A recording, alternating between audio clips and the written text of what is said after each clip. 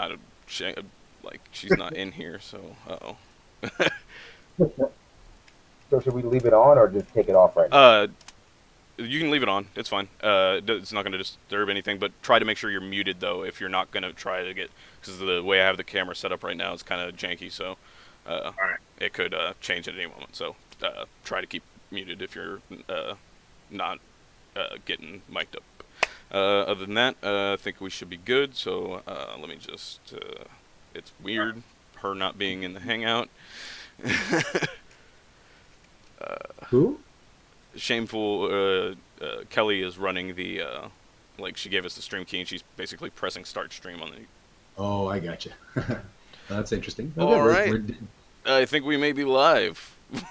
So let me get out there. And okay. So, I am not watching the stream, but welcome everybody, Project Sanity. This is the June 9th, 2016. I'm your host, Richard, aka Progressive Green, and today, Nis isn't going to be joining us, but I have a plethora of folks joining us from the Progressive Army, and I'll introduce them in just a moment. And I'm just getting situated here. As a result of Nis not being around, we had to do some last minute reconfiguring. And so here we are. And I just want to let you know today we're going to be talking about the California primary, what happened, what hasn't happened, and more details regarding that. We're going to be talking about what's going to happen at the National Convention. And on that note, we have Adair Schmidt joining us, who is a national delegate elected out of Washington's 10th Congressional District. And I'll be introducing ABS Opinion for his first on-screen appearance on Project Sanity, and thank him for joining us today. And we'll be going over a few other things. So first thing, obviously, we saw what was some of the early results out of California, and we'll be getting into this into a little bit more detail with our correspondent Dave. But one of the things everybody noticed is that Bernie, the margin during when the AP initially called it was about 20 points, a little over, a little under, and that shrank to about 13% as of the most recent reportings that I saw. But what I've also been seeing, and I'm sure several of you have also been seeing, is that there are piles and piles of ballots yet to be counted in counties and area precincts or whatever. Yeah, I think they do it by the county in California. All of the, and again, Dave's going to be going into more detail with that. One of the other headlines I wanted to draw some attention to, since California is going to dominate the headline quite a bit, I didn't want to miss what was getting reported on over at The Intercept.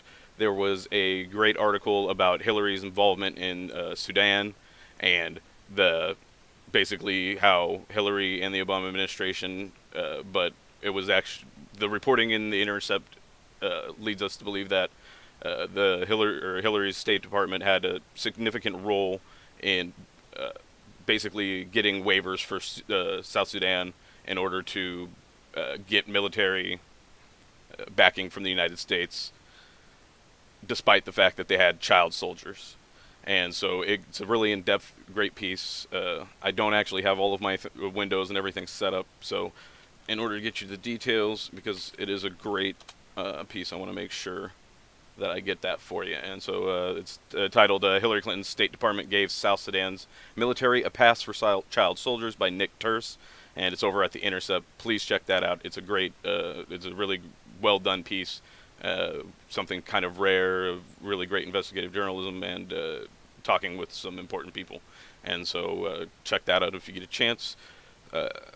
One of the other headlines that I wanted to mention was also out of The Intercept. The UN chief admitted that he removed Saudi Arabia from child killer list due to extortion. So we see that it's not unique to the United States dealing with extreme or less than savory regimes around the world, and that if we see the UN chief was was removed for or excuse me, not was removed, but he removed Saudi Arabia from the child killer list due to extortion, at least how it's being painted, and that's from Alex Emmons and Zay Jelani. Now, that's that's the primary ones I wanted to get out of the way. I really want to dive into California and get Dave on here.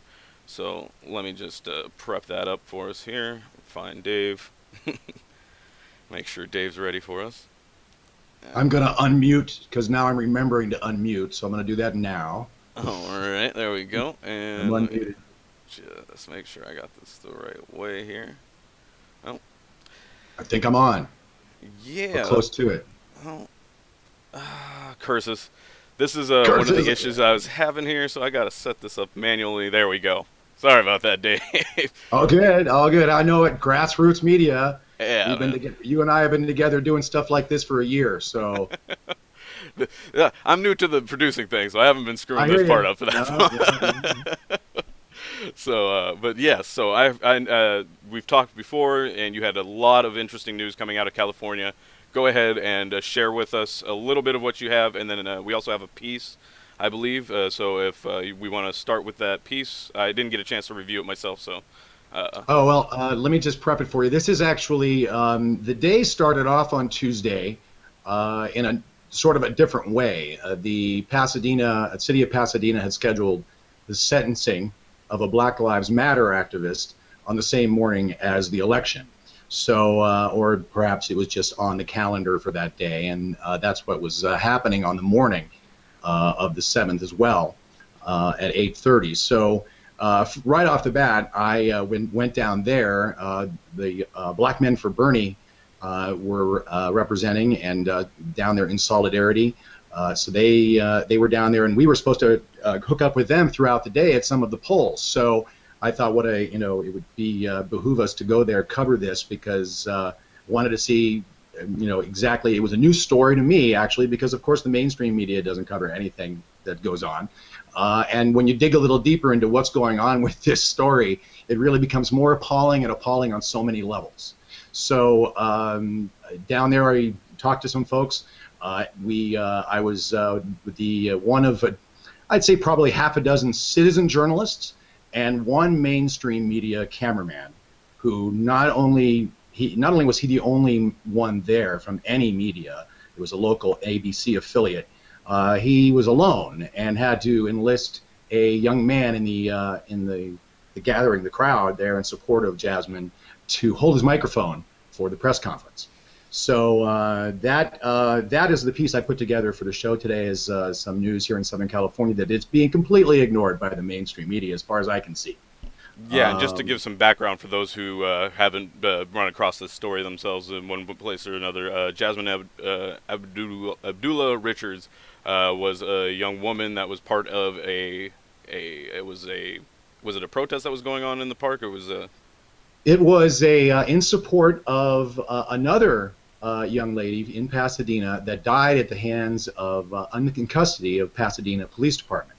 Or it might have been LA Police Department. The mom in the piece refers to LAPD, so there's been conflicting reports, but I believe it's Pasadena. What I'm getting is Pasadena has a history, according to the activists, and one of the reasons that Jasmine Abdullah started Black Lives Matter Pasadena was because of this, and there's actually a YouTube video. Democracy Now! Covered this, of course, and there's a video of Jasmine and why she started the branch of Black Lives Matter Pasadena. So the piece goes into a little bit, in the words of the activists and the supporters and the allies. One of the young guys I spoke to there, my wife and I, Chella, spoke to, made a comment. Kendrick, he commented that it was one of the most diverse protests and actions he's seen in a long time. So I have about a 3-minute piece I put together that goes into some of the case and what they're hoping for and were hoping for in the sentencing. Perfect. And so I'll let the piece speak for itself, and then we'll come back and talk about it after it's done. Great.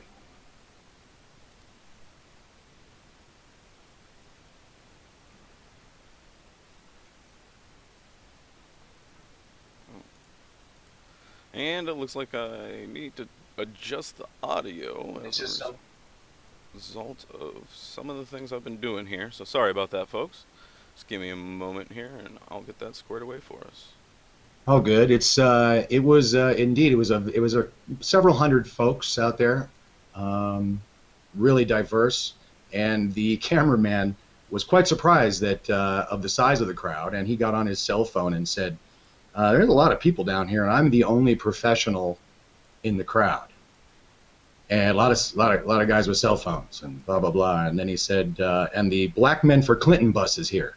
And I turned and I said, Bernie, nice reporting. Yeah, we'll want to make sure we get that clear. And then not long after that, the chopper and the drone showed up. So I don't know who that was. All right. Seem to be still having some issues, so I might just have to wing this here. Give me a moment. We wing. We got this. All right. Where did it go? There it is.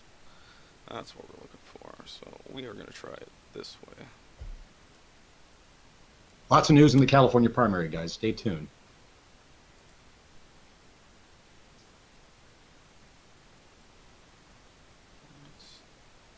I don't know.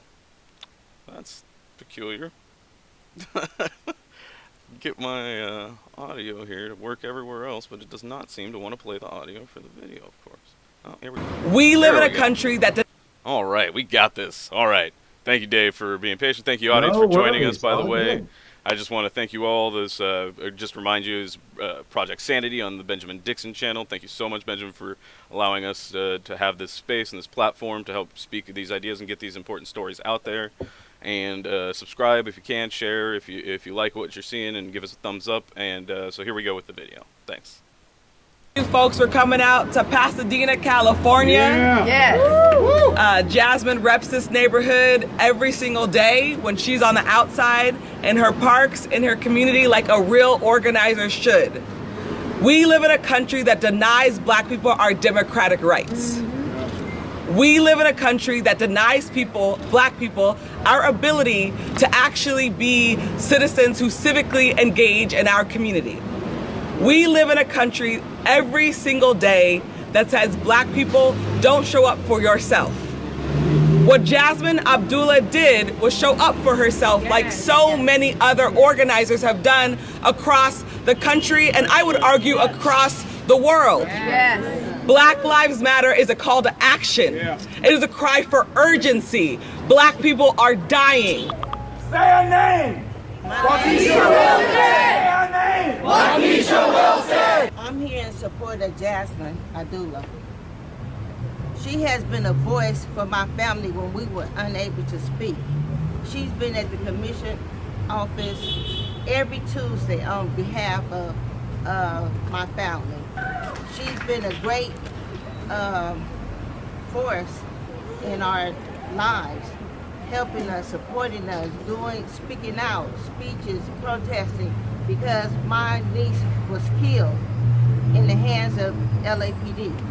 We are here today to demand justice for Jasmine Richards. The conviction of Jasmine for attempted lynching is a travesty of injustice. And I'm actually out here in support of Jasmine, who, in our opinion, should not be spending any jail time. She was doing something that she did every day in the park, and saw something that was unjust, stepped in to be a part of that injustice, and was arrested, and is now facing a charge to where she would spend 4 years in jail at a maximum sentence for just standing up for the people that she was with. It is a perversion of a law that was intended to protect people from lynching, but instead this is a modern day lynching of Jasmine Richards. That's right. If anything, especially on today, the day that people are voting, the day that we are supposed to realize the ideals and the promise of democracy. Right. We demand justice for Jasmine because, if anything, Black Lives Matters represents the best democratic ideals of this country.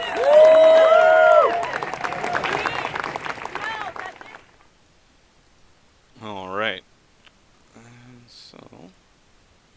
Yeah, and so I'm sorry that you guys aren't able to hear that along with all the other issues been trying to sort out. That is along with them. And so Dave, if you could just I heard a lot in that piece, and that was really great. I'm glad that I was able to see that. versus what I've seen written so far. And so it seemed like it was a very large movement out there. And I guess if you could go into a little bit more details, it mentioned that she was accused of lynching or attempted lynching. Attempted lynching, right? Yeah, if you could explain, and I know she was brought up on some other charges. I don't know if you have some insight on Correct. those other charges, and what this attempted lynching means. Well, yes, apparently there were some other misdemeanor charges. I'm not sure. I don't know the exact details of those, but her attorney did speak outside of the courthouse. I had left by then because I was on the political trail. And we did find out actually that the result was she ended up with 90 days and probation instead of the 4 years maximum. Now, that's 90 days too long, according to most people in that street. And anyone that thinks that someone should be in jail for this. Now, what she is in jail for... Especially, I had to just put into this context. This is juxtaposed to the headline of the Brock character over at Stanford getting basically the same sentence for raping a unconscious young woman. So yes, I just read that. Yes, so that's the equivalency in this justice system. And what the background really of it is the law was created to protect black people from being taken away from the authorities by a lynch mob. And it's a very broad. I haven't really seen the details of how she actually ended up getting convicted, because according to the family, the circumstances behind it didn't fulfill the requirements of the law. It required a mob. There was no mob.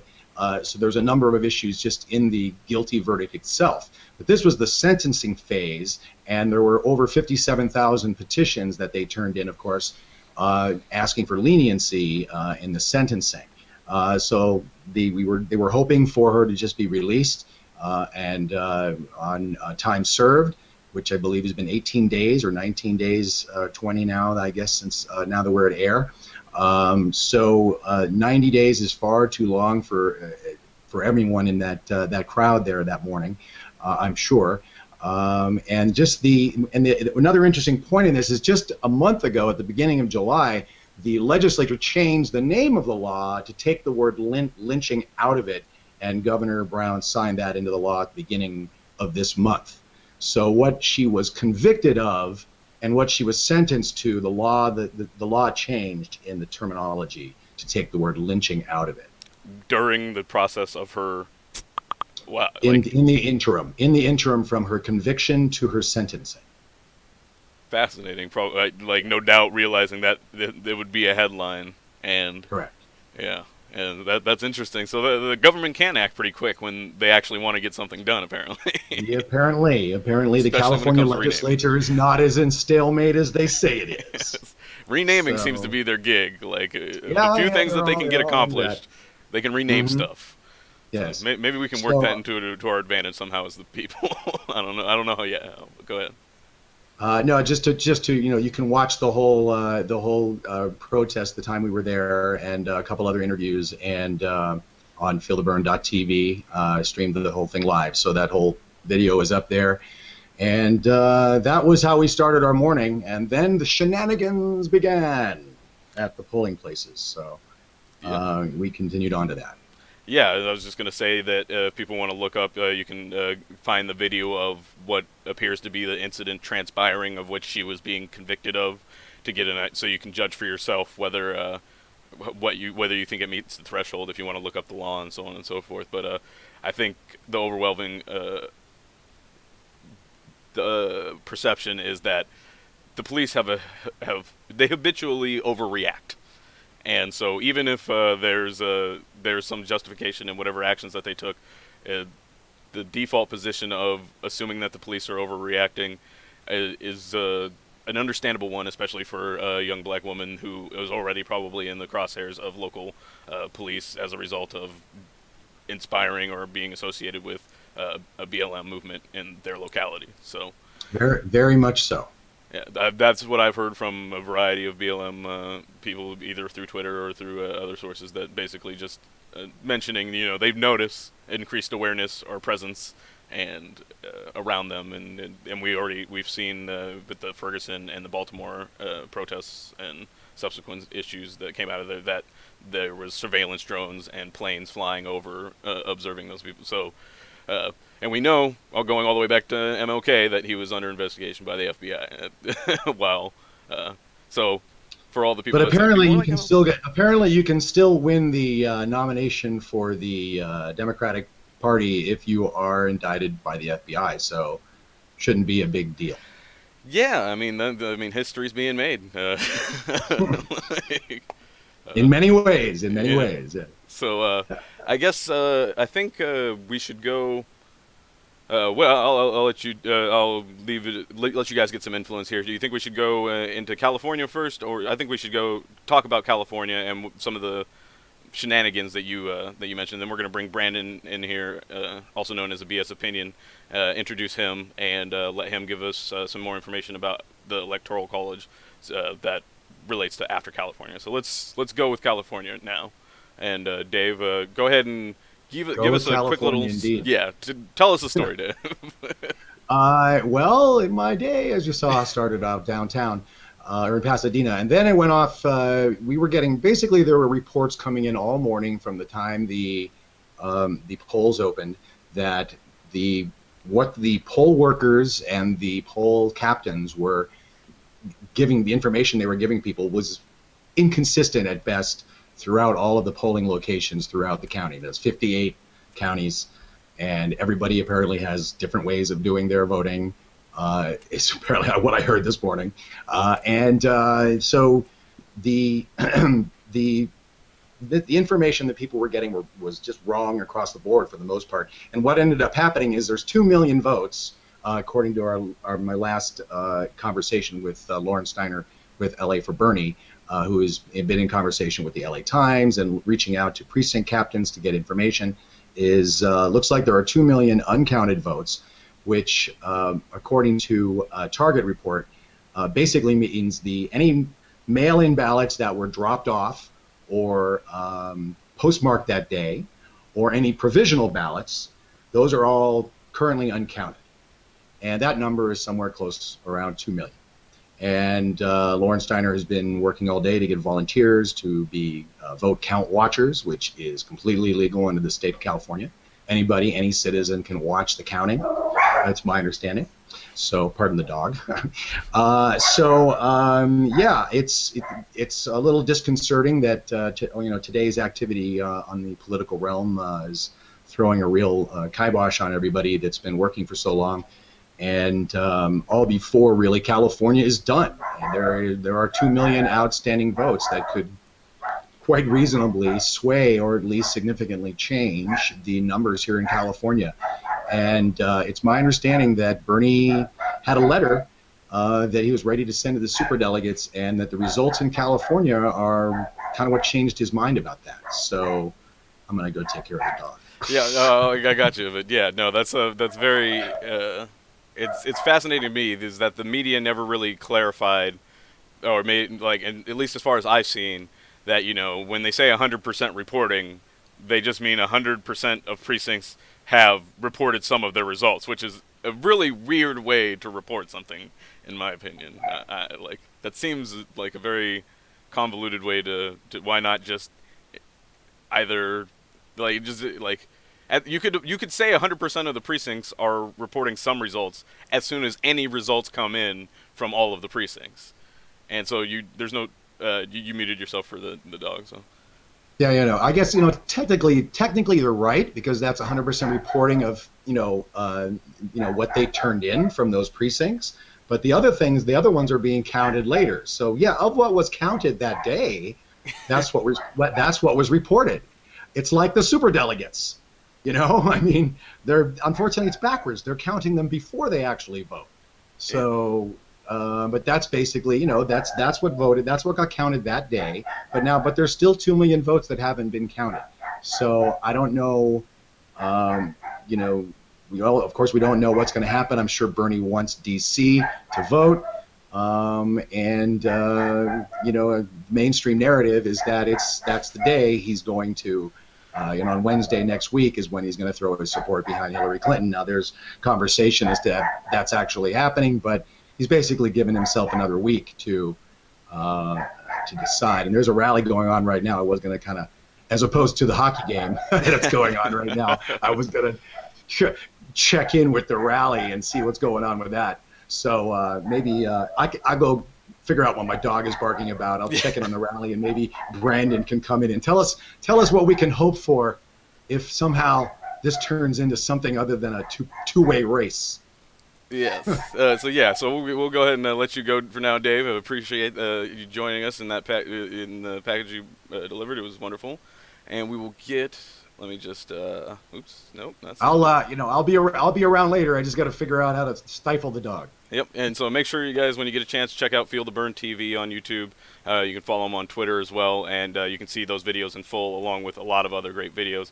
And before I bring Brandon on, I do just want to say I would be remiss to not mention that Benjamin Dixon show, tonight's guest is going to be Adolph Reed, who is a professor of political science, I believe still at the University of Pennsylvania, but he's taught at Yale, Northwestern, and the School for Social Research, and they're going to have a great conversation, so make sure to check that out. It'll be on after us, starting at 6 p.m. Pacific Time, 9 p.m. Eastern, so make sure to stick around and check that out.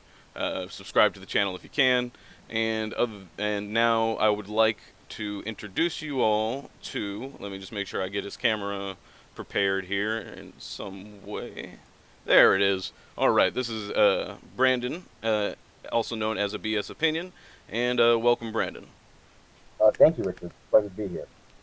All right, and so we requested that you do some research into the Electoral College, but before that, I just want you to kind of introduce yourself to the folks and just tell them a little bit about yourself and what brought you here and what you're looking to get to do while you're here with us. Well, my name is Brandon. I'm from Brooklyn. I'm an anthropologist, PhD candidate. What brought me here was you can only scream at the TV for so long.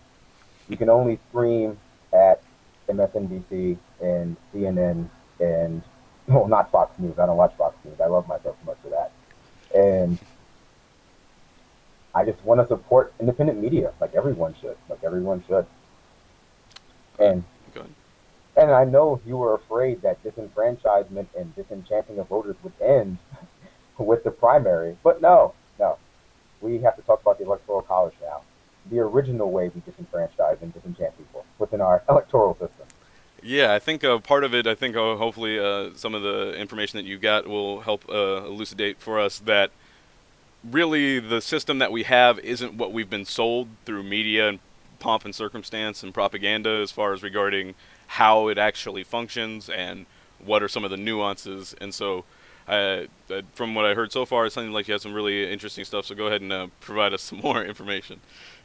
Well, I mean, just to foreground the fact, the Electoral College was always meant as a sort of guard against democracy by the Founding Fathers, a guard against the populace having undue influence over the presidency, because the populace are unwashed, uneducated, prone to passion. Just some basic facts that people probably know already. There are 538 electors, Electoral College, which mirrors the number of senators and congressmen for each state, plus 3 for D.C. To win the presidency, you need 270 votes, and if you don't get that, for whatever reason, whether it's a multi-party race, which might happen, that the House goes to decide what occurs after that. The system that we do have now is a winner-take-all electoral process in every state, except for Maine and Nebraska. So what that essentially means is if you win the plurality of votes within a state, you get all of the electoral votes for that state. So you can say win 35, 30, 30, 40, any sort of variation of that, and you will get all of the states, which essentially means that the other votes for that state are just lost. So the popular vote, so say you in a situation where it's 51% Gore, 49% Bush, 49% of those votes simply don't count towards the presidency. So I say in theory because most electors are unbound. So only 29 states actually require by law that the electoral college electors for that state vote along with the popular vote. The other 21 do not. And within those 29 states that do require that you actually vote along those lines, the punishment for not voting along those lines can range from a misdemeanor crime to about $1,000 fine. So basically, if you choose to disenfranchise people, you get a fine that's less than littering in some places. That Just that. is, yeah, that doesn't sound very like strong enforcement on it. So they rely heavily on tradition. It sounds like that. Well, Go ahead. well, yeah, I guess, except for the fact that since the inception, as of 2008, 157 electors have not voted along the line. The last time was in 2000, where one of the electors from D.C. decided not to cast a vote for president because of in protest to voting rights in D.C. itself. So the way electors are allocated per state is basically on average 550,000 people get one delegate in the electoral college, with two extra ones, one for every senator. The problem with that is that states that have less than 550,000 people, or less than about a million, get disproportionate amount of representation within the system itself. So, for example, in Wyoming, it's one delegate per 170,000 people, which means if you're voting in Wyoming, your vote is worth 3 times that of someone voting in another place with a higher population. Interesting. Yeah, it's interesting. If by interesting you mean depressing. Yeah, I mean, it's I mean, as being a part of some minority groups, I can understand the desire of trying to preserve a minority of people's ability to influence political things somewhat disproportionately, but at the same time, as a Washington State resident, I'm familiar with the other side of that argument, being on the western side versus the eastern side, where they feel basically that they don't have appropriate representation because most of the population is concentrated over here. And so, whereas we see it from a slightly different perspective in that, a lot of the revenue is generated over here and a lot of the people are here, so that explains why most of the resources end up here.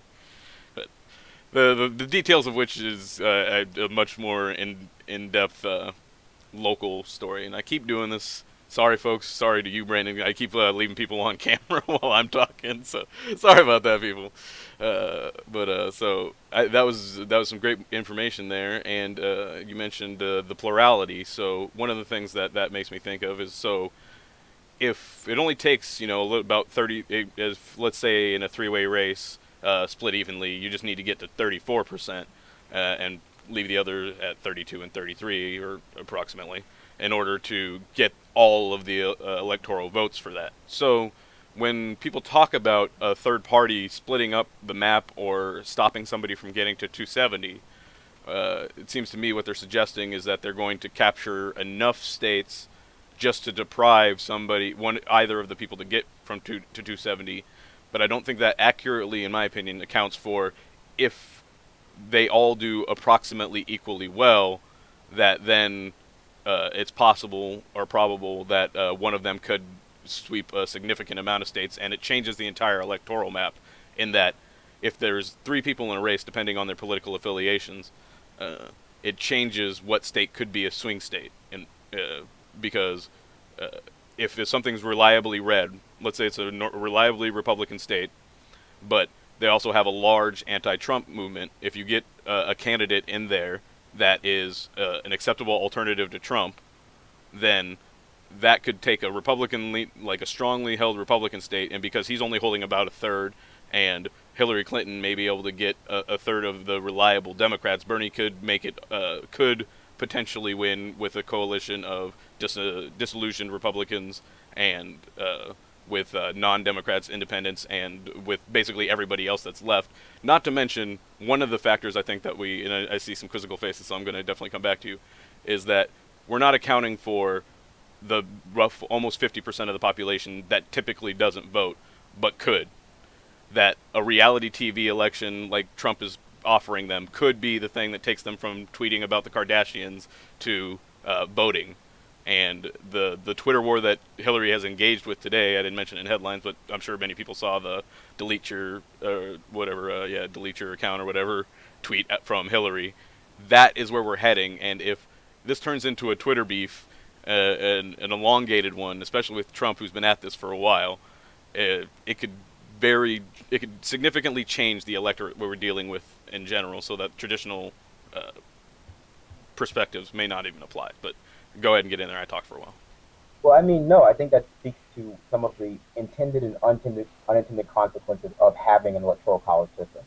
And one of those unintended consequences, which you mentioned, is the way people calculate their vote and how much their vote is worth is just affected so heavily by the fact that it's an all or nothing case. So you say, if I don't vote for either Trump or Clinton, my vote is wasted. Or even if I vote at all within a red state and I vote blue, my vote is essentially wasted. So it's hard to sort of square that circle for people. It changes the entire metrics. And as you mentioned, voter turnout is going down in most states that are not swing states. So what people don't realize is that at the end of the day, most of the money and most of the time spent by candidates takes place in 9 states. So you say in 2009, 99% of television ad budget was spent in 9 states. And 100% of the public appearances of Obama and Romney and Paul Ryan and Vice President Biden was spent in 11 states. Although they did go to private fundraiser functions in the other 39 states where donors could buy a plate for $1,000, $10,000 a plate, they just did not hold public rallies because they did not see the value of it.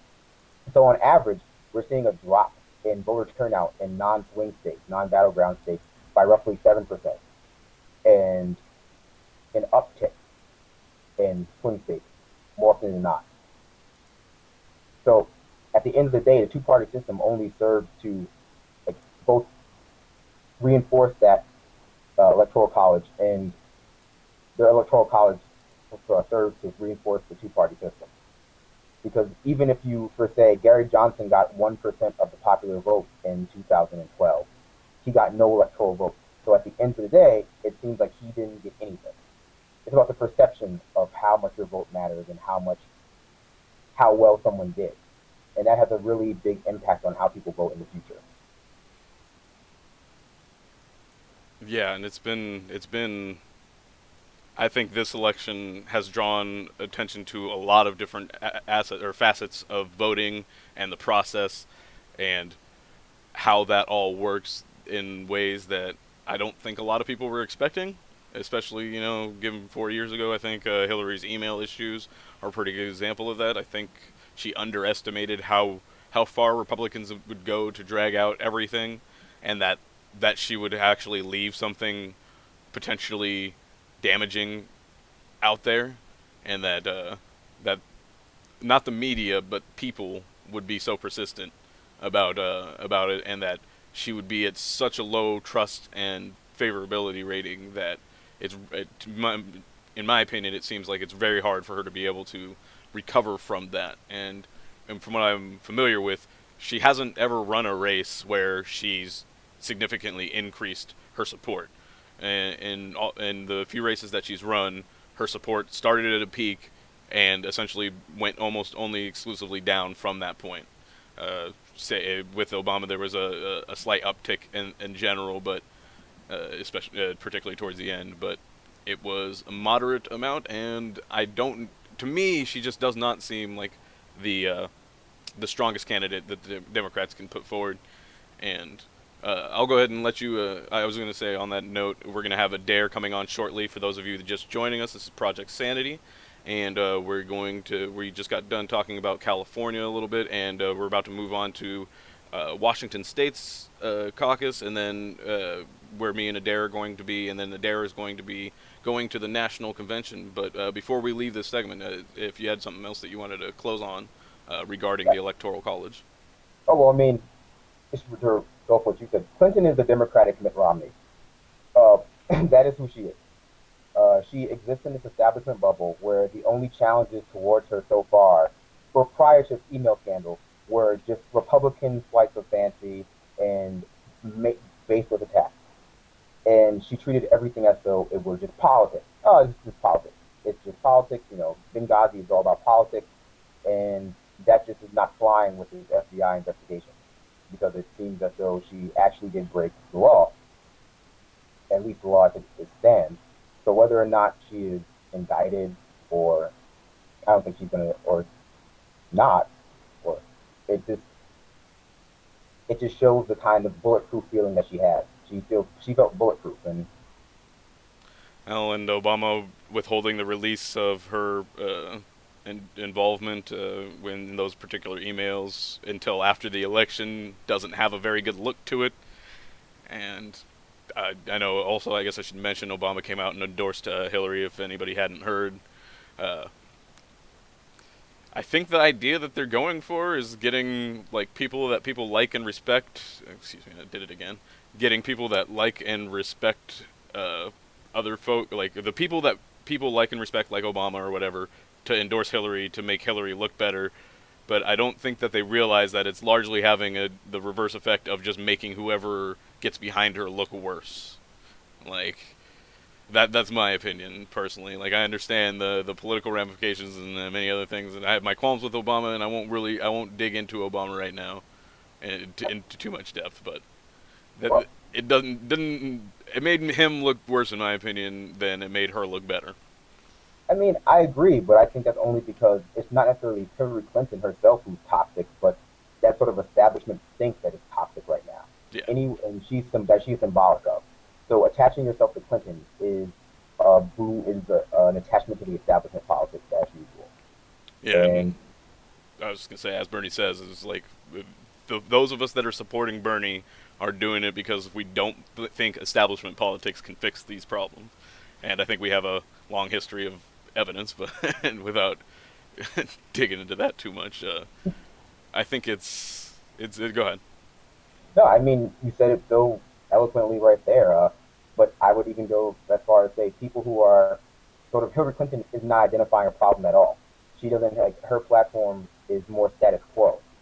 Even the people who she chose to be on her DNC committee were all corporative.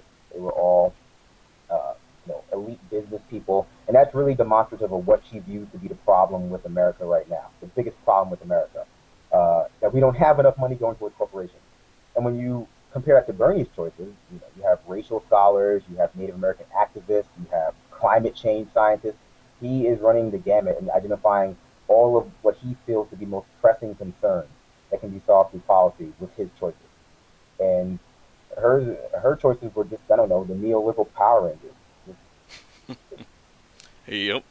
And so I think I could go on about this, but we're gonna circle back. So stick with us, Brandon. We'll bring you back on later when we're gonna have a discussion just about what we've covered today. We're changing. We're doing a little loosey goosey with the format. So just stick around, and at the end we're gonna have a conversation about the things that we talked about at the beginning of the show and throughout. Next up, we have a dare. So I'm just going to want to thank you, Brandon, a BS opinion. You'll probably be able to find him in chat either now or in the future, and so check him out. And with that, I want to go ahead and get a dare on here. So just give me a moment, a dare, and I'll get you queued up on screen here for us. And there we are. So hello, Adair. Welcome to Project Sanity. Thank you so much for your patience and working with us to get you out here. Just a brief introduction on Adair. I think you might be muted, or... Can you hear me? Oh, there we go. Okay. So just thank you for coming. Thank you for joining us. He's a congressional delegate moving to the national convention in Philly. And he's representing out of the 10th district, my home district.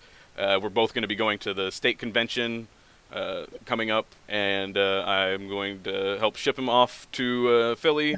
And one of the things we'll be talking about later, but we'll make sure a lot of the delegates don't have $4,000 or so laying around to get there.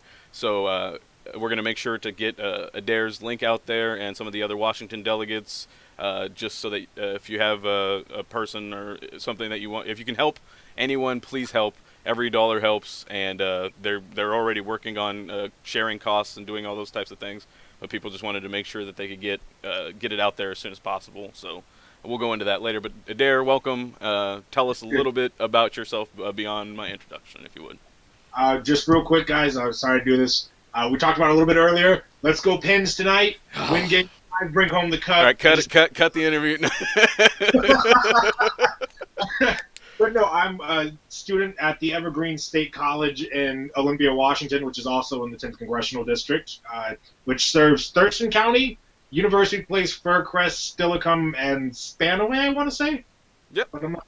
Yeah, so that is the 10th Congressional District here in Washington. I am a physics major with a minoring in biochemistry, so kind of on the nerdy side of college and a huge Bernie supporter since day one. But really excited to be here and really excited to go to Philly and represent people from Washington State, and not just Washington State, but what we as Bernie supporters feel our core values are. Go and actually fight for those things in Philadelphia, in enemy territory, but Philadelphia nonetheless. And I mean, really, I'm open to any and all suggestions. If anybody in Washington or even outside that would like to know about what's going on, what I'm going to be doing, I mean, feel free to get in touch with me. I'd love to hear your ideas, what you'd like to see, and just hear from some of the people. That's what we're going there for. Yeah, and that's if anybody wants to chime in and chat and ask a question about what Adair knows about the National Convention, anything that I may miss, or just about how they can get more information to reach out to their delegate so that they can have this conversation that I'm so lucky to have with Adair, and I'm so lucky also to be able to share with you guys. He's going to represent me in Philly, so I'm going to ask him and talk to him about some of the things that I would like him to do when he gets there. And I want you all to be a part of that, and I think that fits right in with what he was talking about. And Adair's also going to work with us, Project Sanity, and with the Benjamin Dixon channel in general, and just with the worldwide internet as far as getting what's out there out. And so make sure to follow him on Twitter, your handle. Adair Schmidt, it's ADAIR SCHMIDT. That is my handle on Twitter. That is also, funny enough, my email address, so if it's easier for you to email me, take that Twitter handle and just add @gmail.com to it, and I'll be sure to get back to everybody as quickly as I possibly can. I would love to hear from everyone and anyone. Yeah, so again, thank you so much for making yourself available, and thank everybody in the audience. Again, this is Project Sanity, and on the Benjamin Dixon channel, so subscribe if you haven't already. Thanks again for joining us. Share if you think if you know anybody else that would be interested in seeing a conversation between a delegate and their representative regarding who's going to to Philadelphia. And so, yeah, right. It'd be cheaper too. Man. So anyway, but if you know that somebody's interested, share on Facebook, Twitter, wherever you can. Help people find these conversations so that they can start conversations of their own, and hopefully they can share them with us and with the web so that we can all have a good idea of what kind of delegates we're sending and what we can expect from them and what they're expecting, so that if we see something on the news, we know if they're going to be surprised by it as well. So before we go into, or go ahead. Other delegates, please feel free to get a hold of me as well. Regular people with questions, other delegates, party members, whomever, please feel free to get in touch with me. I would love to chat with any and all of you, but in particular, other delegates, especially first-timers like myself. It's always good to get together and share what information we do have. Fritz Carl says, promise to boo Hillary in Philly. I think that's the tradition, right? Like, if you're in Philly, you have to boo whoever's out there. So, I mean, I'm sure I'll get a few boos myself. I plan on wearing this Penguins jersey out there, but absolutely. I mean, yeah, you get boo. You get one right now. For those of you not familiar, Pittsburgh and Seattle and Washington in general just have a long sports history, not particularly in hockey, and I'm not a particularly hockey fan, but it's a rivalry. It goes back. So, without dwelling on that for the sake of our audience, I wanted you to tell us a little bit about the process of how you went from, person going to Evergreen to Washington State National Delegate for representing Bernie in Philly. Yeah, I mean, so here's a little bit of background for those of you who are not in Washington, and those of you who are but haven't been able to go to a caucus yet, how our caucus system works. So we first split up by our legislative districts here within the state. Excuse me. I happen to reside in the 28th legislative district for Washington. So I showed up to my caucus location at Curtis High School, go Bikes, and I sat down at my precinct table, the 528. And, you know, funny enough, a few of my, it's all set up by neighbors. So a few of my neighbors showed up, and I was just kind of sitting at the table and waiting for somebody who knew what they were doing to take the lead. And then the party chair for the 28th said, your PCO will now do the preside over your precinct caucuses. Please look at the middle envelope and follow the rules inside of there. So I looked around, and I asked, I said, who's our PCO? And the guy sitting next to me tapped me on the shoulder and said, you are. So I was kind of voluntold that I'd be the PCO that day. So stood up, ran the caucus as best I could. I'm a total newbie. I was not quite 18 in 2008, so I didn't really get to participate then. But we went along through that. We got our delegates figured out. All 8 of my precincts delegates ended up going to Senator Sanders because the 2 that originally were going to go to Clinton decided they didn't want to be delegates. So after trying to give out as many delegate spots to everybody as I could, while following the rules for the Democratic Party, we must have an equal number of men and women delegates. So came to the end, and we had one more male delegate spot left, which my, I guess my precinct, I'll call them, said, you're going to be it. And so at that point, I was like, well, I'm kind of in it, so I may as well be in it for the long haul. I show up to the next caucus, which is the district level caucuses, which was only for delegates. So at this point, there's roughly 27,000 delegates from every precinct in Washington state. Once there, we vote again to send delegates to our congressional district caucuses, which is, funny enough, where I met Richard, a.k.a. Progressive Green. That's where I met him. But, I mean, so at the district level, you're running, again, at my district, the 28th, we had 14 total delegates to give out. 7 men, 7 women. Excuse me. There was roughly 200 people there. I want to say between 200 and 230 delegates. Roughly 80 men ran, and I want to say close to 60 or 70 women also ran. I was lucky enough to be one of the 7 men to be able to go on to the congressional districts. Once there, I gave a 1-minute speech. Richard can attest to that. I'm surprised it went over as well as it did, quite honestly, and was voted by a group of my peers to become one of their Bernie delegates. I'm one of 5 delegates for Bernie Sanders from the 10th congressional district. There are 2 men and 3 women, and then there is 1 male Hillary delegate, also from our congressional district. So I mean, it was a bit of a wild ride, but I mean, honestly, I couldn't be more honored and more privileged to represent such a diverse group of hardworking people in Washington state and to carry this torch on to Philadelphia. Sorry. I'm over here pressing buttons here. And no, and I'm thankful. I wasn't sure, like you said, that there's at the congressional district caucus, you had about a minute to speak, and what drew me to picking you was you basically said what I had thought I was going to talk about, more or less. Like, I didn't know exactly how I was going to say it, but that was the angle I was going to work, and you nailed it. And I was like, well, hopefully that matches up with some of the other stuff, and so that's what got you my vote. And so I know, and I keep doing this because I keep being silly. All right, here we go. Sorry, folks. I'm working the best I can. Had some last-minute change. Nis wasn't able to join us today, and so we have some special guests. This is Adair Schmidt. He's a Washington delegate for the National Convention for Bernie Sanders. And I just want to again mention for those of you just joining us, Ben's going to be on in just over an hour, and he's going to have Adolph Reed, political professor, on, and that should be a great show. Make sure you tune in for that. Until then, we're going to continue with Adair, and we're going to continue with Adair and what's going on at the convention, or what the plan is for the convention. So. What tell us just a little bit about what you're thinking the convention is going to look like, just off the top. So, just the little bit of information that I have been able to gather, there is a wonderful page for Washington State Democrats, the delegates. So, if there's any other delegates who haven't yet liked the page, please do. We'll invite you. Welcome in group.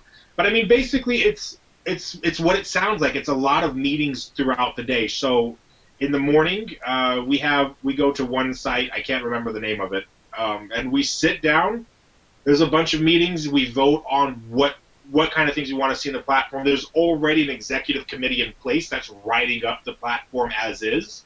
So much like any of the other convention levels, whether you've been to state or county ones, we get together, we see what the current proposals are, then we vote on those proposals, and we vote on amendments, and we vote on adding different language to the platform that we want to see, and then later on in the evening, we go to wherever the heck it is their professional hockey team, who I refuse to name, plays, and then we have the rest of our convention work doing there. So we'll be doing that for every day through July 28th, when we actually will vote on who we want the nominee to be.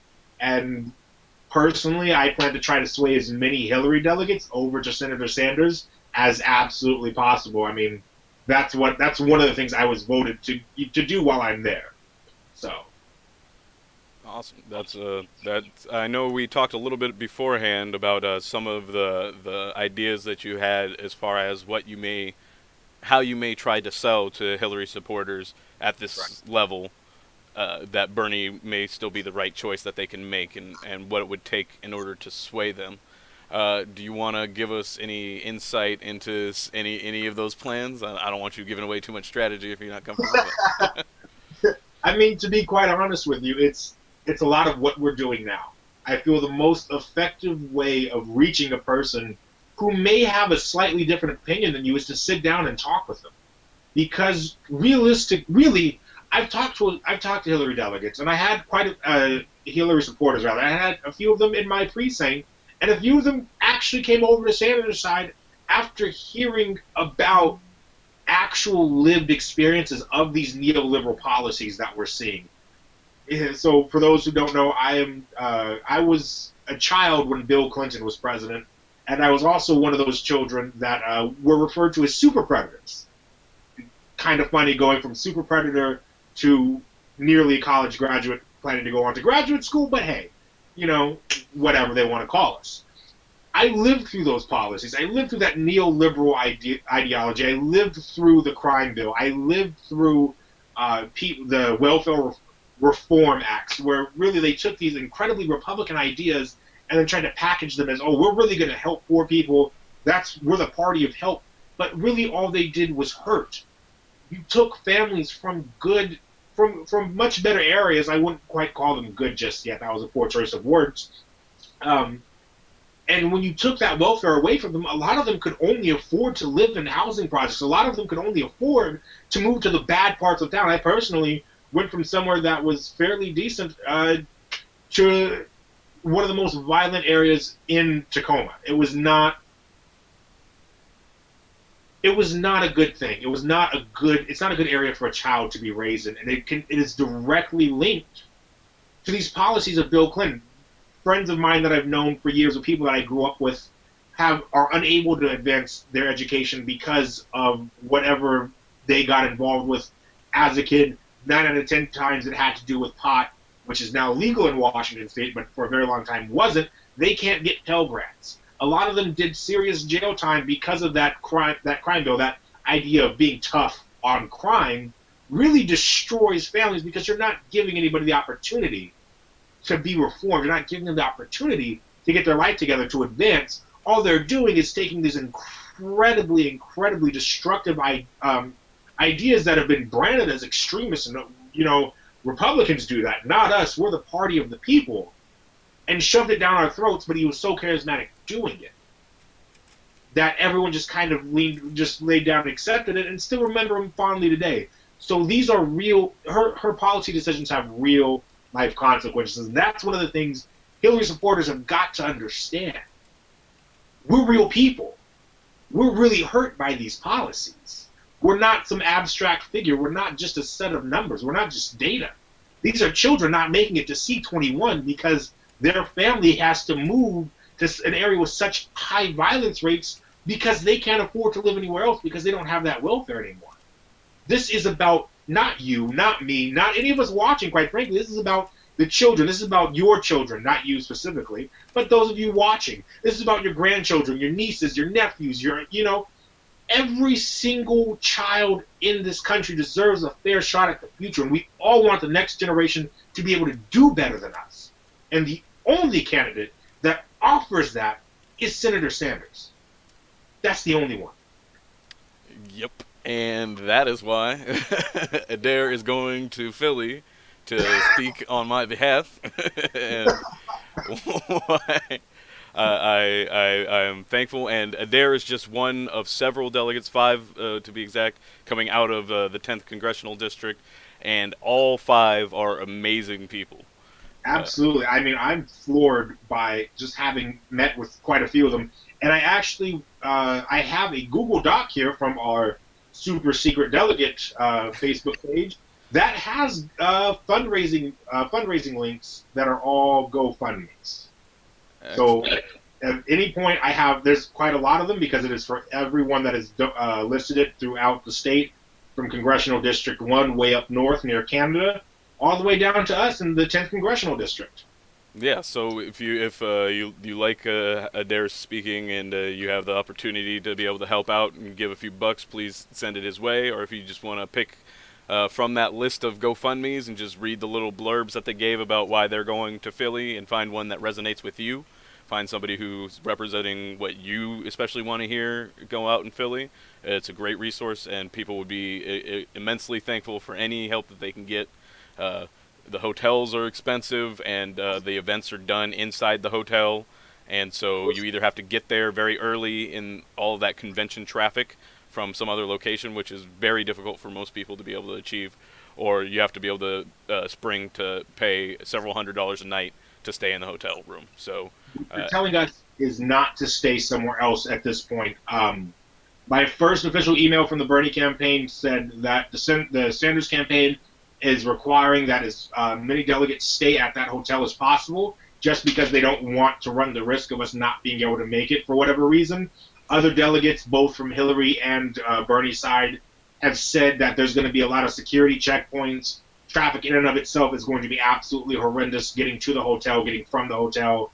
It is imperative that we get as many delegates at the hotel as possible. Frankly, I am biased and would love to see as many Bernie delegates there as possible, but each of them is duly elected, and we have to have them there. We can't afford not to. And so I know Adair is working hard himself to scrape together whatever funds he can, doing anything he can to get the money together. I know he's trying to, he's got many activities going on locally, and so do all the other delegates, and trying to just get as much support out there as possible. So if you can, go ahead, and if you come across Adair's GoFundMe and you can just give it a retweet, and maybe somebody else will find it and be able to help out, that would be amazing. I really appreciate what Adair's doing for me and for all of us in the 10th District, and I appreciate all of Bernie's supporters helping contribute towards making the convention in Philly what it needs to be, which is basically, in my opinion, an intervention with the establishment and power. And so I think that you guys are going to have a lot of support outside as well. Yeah. And, oh yeah. There's go ahead. There's a planned rally actually by the Sanders campaign. One of my fellow delegates shared that information.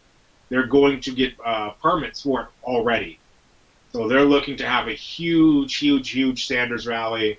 A lot of the Bernie or bust folks are coming out. I think at one point someone was saying they were trying to organize as many people as they possibly could to stand outside of the convention hall and just let everybody know who the people wanted.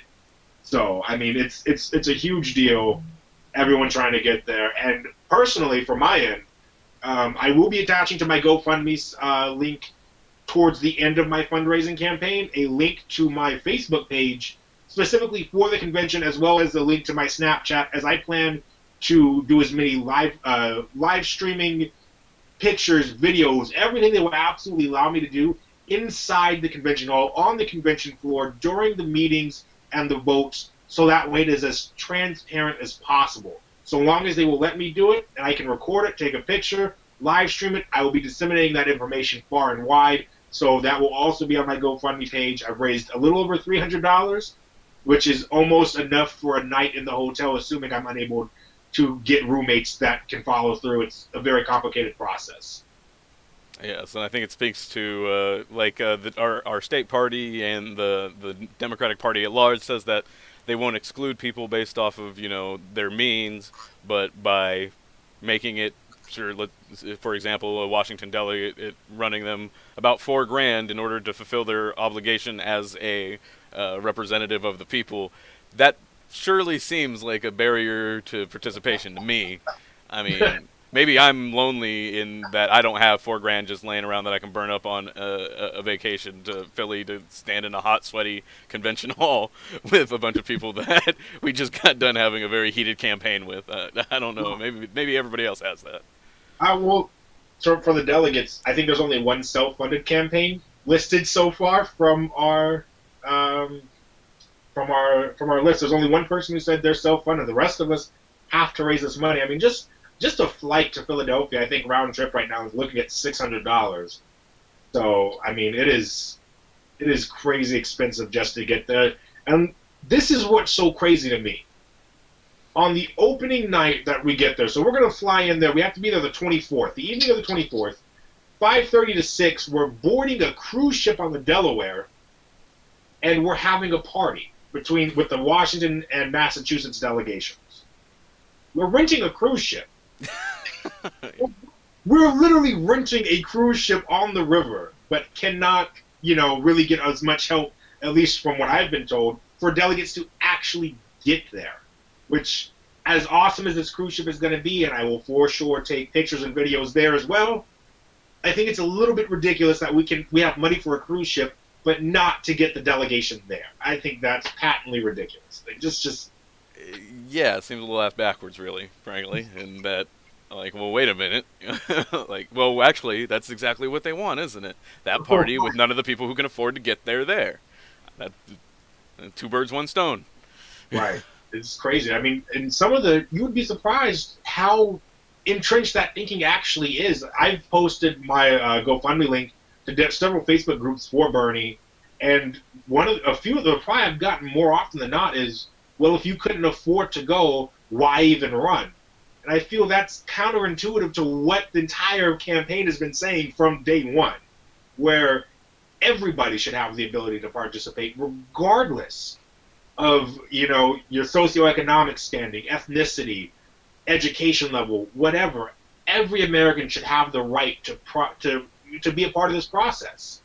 And to put these barriers up, to say, well, you don't have $4,000, you can't go represent, and here in the 10th we represent a little over 120,000 registered voters.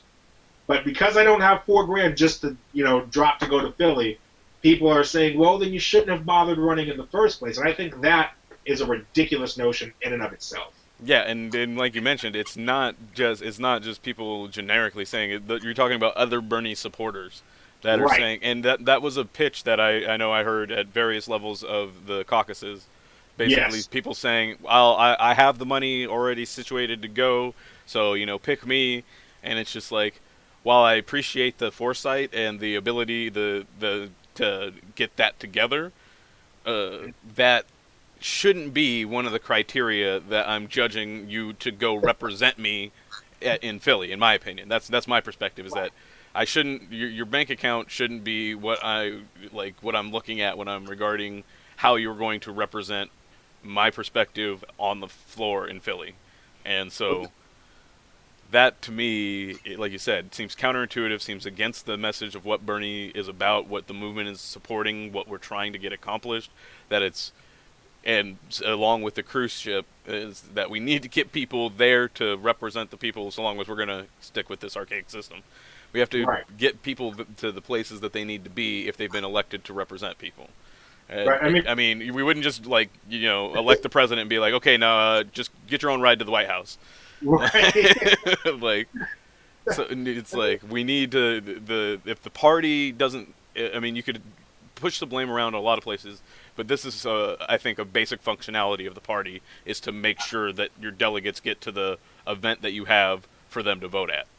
Well, and I have a feeling that they wouldn't that Hillary supporters will have a little bit more party support within the state in order to amass that money. I don't know if you've heard anything regarding that. Well, I've heard not that in particular, but I have heard of some very interesting things happening from state party members. So again, being in the 28th, my chair, funny enough, made it all the way to the Congressional District Caucus. She is a very, very, very, very big Hillary supporter, as is. Sorry, I just want to, I'm sorry to interrupt, but I noticed we have some new people watching, so I just want to let people know this is Project Sanity. Nis was not able to join us today, but right now we have Adair, who is a delegate out of Washington State, going to the National Convention in Philly to represent Bernie. And I just want people to thank you for joining us. Share around. Ben will be on in about a little under 50 minutes, so stay tuned. He's going to have Adolph Reed Jr. on, so make sure to tune in for that. That should be a great. Adolph Reed is a political professor and just got some really great stuff, so just make sure to check that out. Sorry, I didn't mean to interrupt it there, so go on. So my legislative Democrat chair, she made it to the Congressional District caucuses, and while there, we actually elected our members of the Electoral College. And while I was going to sign up, I heard her having a conversation actually telling other voters not to run. Her exact words were, "You can't run because we all agreed together that I would be our elector. So you can't run because you're going to split our vote. You have to be voting for me." That doesn't sit well with me personally. I don't feel that at any level of politics, even for something as like the Electoral College, where in Washington State you are bound to vote by whoever wins the popular vote. So say the Democrat wins here in Washington, all 12 Democrat electors will show up, cast their ceremonial ballots, and then be on their way. If, God forbid, Trump were to win Washington State, then all 12 Republican electors would show up and cast theirs for him. I don't think that's acceptable. But this isn't the first time things like this have happened. The very first caucus in March, Hillary supporters were being told, "This is where you go, this is what you do, here's how you get any and all questions you need answered." Were answered, accurate information, they knew what they were doing.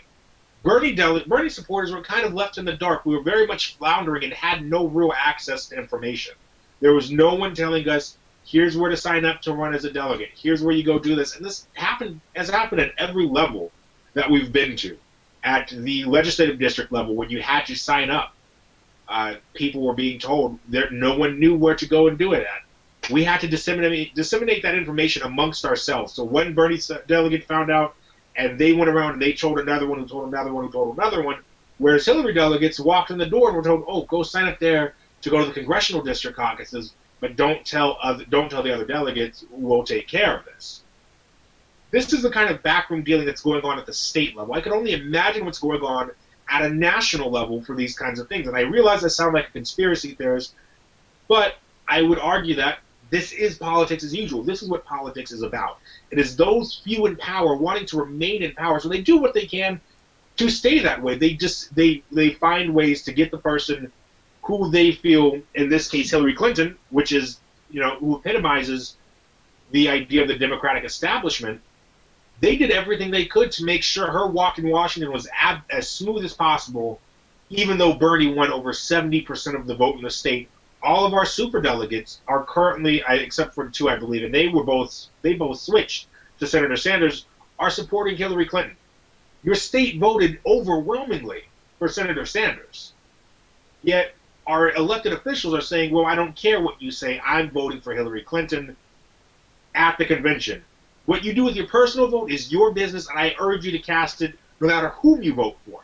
But do not abuse your power to take away my vote as a Washington State citizen. We voted for Bernie Sanders. We also voted for those elected officials. I now know who I'm not voting for when they run for re-election because they refuse to listen to what we had to say. Yeah, and I think that was interesting, especially was it Heck that was at the at ours where Bernie supporters were like he tried to come in, and he's a local representative out of Washington State, and he tried to come in and tried to, or it's national representative from Washington, but anyway, he tried to come in and give us a neutral-ish speech because the room was probably what was it like easy 80-20 Bernie, give or take, and so like it was definitely heavily Bernie, and he's one of those that basically was ignoring us and saying he's going to vote this other way regardless. And I give him kudos for at least having the chutzpah to show up. Several elected officials didn't show up at the county convention, right, despite being scheduled, and not just in our local county convention, but at other county conventions across the state. So kudos to him for at least having the guts to show up. But it's interesting how we were shushed down when we were disagreeing with some of the statements that he made, or Bernie supporters were letting their discontent with his with his position be known. By that, but then they're gonna but then they also, it's weird that they want us to listen to them, but they don't want to listen to us. Right. And I think that applies to the Hillary campaign as well. And one of the things that I got a kick out of was just, and it pairs off of a comment from Field of Burn TV out in chat about raising money if Bernie suspends or backs Clinton, and that, like, they were talking about Bernie supporters donating to Hillary, and I imagine some, but I know I won't be donating to Hillary, that's for damn sure. Well, I'm sorry, go ahead. I was just under any circumstances. Like, she already sold out to the corporatists. I'm not going to give them both another, 27 of my dollars. Which, right. it mentions about with Bernie endorsing, and that's the question I want to ask you shortly. If he does back out and or endorse, what does that mean? Actually, I'll just go ahead and ask now. And you can, if you still have your comment, you can mention it beforehand. But what does it mean to you if Bernie either backs out or basically suspends his campaign and or endorses Hillary in between now and the convention? What does that mean to you, and what are you going to do at the convention as a result of that? You don't have to have that all known, but just allow me into your thought process. I know what I'm going to do if he suspends his campaign. I'm going to campaign for Senator Bernie Sanders. I'm going to campaign for him on my way to Philadelphia. I'm going to campaign for him at the convention, and I'm going to cast my vote as an elected delegate for Bernie Sanders. That is what the people of my congressional district wanted. That is what I will do. I'm not there to represent my own self-interests. I'm not there to rub elbows and make political connections. I'm there to represent people from the 10th Congressional District of Washington State, and they have overwhelmingly said, we want you to go and we want you to campaign for Senator Sanders. What it means, though, I feel this has to be approached in a broader context. I feel it means a significant defeat for the idea of the liberal movement in general. A lot of what we've seen in the Bernie camp is something we haven't seen as liberals for a very, very long time. And I use that term to encompass many different ideologies, from the moderate liberal to someone like myself who's an avowed socialist and, radical leftist. We're a big group. But something I've seen in this campaign is the addition of young, privileged white millennials, right, who have felt that if they're not winning, everything has to be rigged against them. And I think that's the perception we have to fight. And that's one of the things that has been this big crux of the issue, is that I think there's a bunch of demagoguery going on from the establishment. I think there's been a lot of voter suppression coming from the establishment. I think there's been a whole myriad of issues coming from the establishment. But one of the things I do feel is that if Senator Sanders was to suspend his campaign and throw his support behind Hillary Clinton, whom I would not vote for personally, I'm voting Green Party if we don't have Bernie in there, he'll die in 2016, I feel that it really represents what we as liberals are about. which is compromise. And that's not something in this case that I agree with. As I said, my convictions are my convictions. I will not vote for Hillary Clinton if Senator Sanders bows out. But there's this idea, this idea that, you know, we're so elitist, we're so much better than if something doesn't go our way, well, somebody had to rig the game from the jump. I think there was a lot of issues, right? There was a lot of issues, but I feel that this liberal movement has to put this in perspective. Has to put this in the perspective of what Senator Sanders has done and the amazing work, this coalition of people whom he's brought together that you don't always see. It's not often that I find myself on the same side of the political spectrum as, you know, the farmer from a conservative area. It's very unusual that we find ourselves supporting the same candidate. But here in Washington State, that's the case by and large. It was very fascinating to see the amalgamation of people that were showing up to these events. And like I know there was a very moving speech at my precinct level from a disabled person that was wanted to be an advocate, and I know that we do have some people that are disabled delegates, a variety at the state level. I'm not sure if any made it to the national level, but I'm really proud of the diversity and the encompassing, like the very well encompassed group that that Washington's sending. I would hope that other states are sending as representative of a group. And I mean, I guess for some states that doesn't mean much. I mean, that might be basically mostly, you know, white and black people, and that basically sums it up.